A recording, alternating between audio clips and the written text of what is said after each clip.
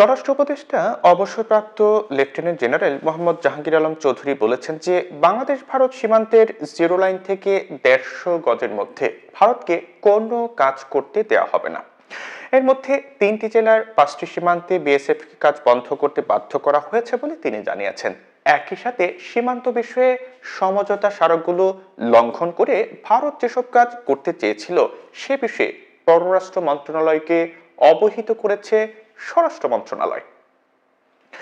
সাম্প্রতিক সময়ে বাংলাদেশের ৩টি জেলার কয়েকটি সীমান্তে বাংলাদেশের বর্ডার গার্ড বা বিজিবি ভারতীয় সীমান্তরক্ষী বাহিনীর কয়েকটি স্থাপনা নির্মাণ কাজ নিয়ে আপত্তি তোলার পর সীমান্তে উত্তেজনা তৈরি হয়েছে। বিশেষ করে চাঁপাইনবাবগঞ্জের শিবগঞ্জ উপজেলার চৌকো সীমান্তে সীমান্তরক্ষীদের সাথে গ্রামবাসীর জড়ো হওয়ার ভিডিও ছড়িয়ে পড়ার ঘটনা নিয়ে আলোচনা হচ্ছে।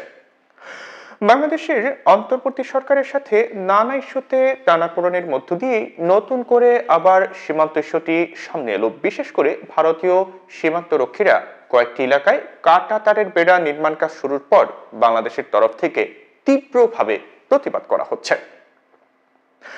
স্বরাষ্ট্র উপদেষ্টার মতে এটি ভারতের করা উচিত হয়নি, যদিও তিনি মনে করেন যে বাংলাদেশে গত আওয়ামী লীগ সরকার ভারতকে করতে দিয়েছে বলেই তারা সেটি করেছে। এরই মধ্যে ১৬০টি স্থানে তারা বেড়া দিয়েছে, আরো ৭৮টি স্থানে ঝামেলা রয়ে গেছে। তবে বিজিবি শক্ত অবস্থান নেয় ভারত কাজ বন্ধ করতে বাধ্য হয়েছে। প্রসঙ্গত ৩ বিঘা করিডোর নিয়ে বাংলাদেশ ভারত চুক্তির আলোকে বাংলাদেশে ৭২ সালে সংসদে চুক্তি অনুমোদন করে বেরোবাড়ি ভারতকে হস্তান্তর করলেও ভারত ৩ বিঘা করিডোরের কর্তৃত্ব এখনো বাংলাদেশকে দেয়নি। যদিও ২০১০ সালে উভয় দেশের মধ্যে চুক্তি অনুযায়ী করিডোর ২৪ ঘন্টা খোলা থাকার কথা, কিন্তু এখন সেখানে জিরো লাইনে কাঁটাতারের বেড়া তৈরির উদ্যোগ নিয়েছে ভারতীয় কর্তৃপক্ষ। এদিন স্বরাষ্ট্র উপদেষ্টার ব্রিফিং এর কিছুক্ষণ পরেই পররাষ্ট্র মন্ত্রণালয়ের তলবে মন্ত্রণালয়ে হাজির হন ভারতীয় হাই কমিশনার প্রণয় ভার্মা।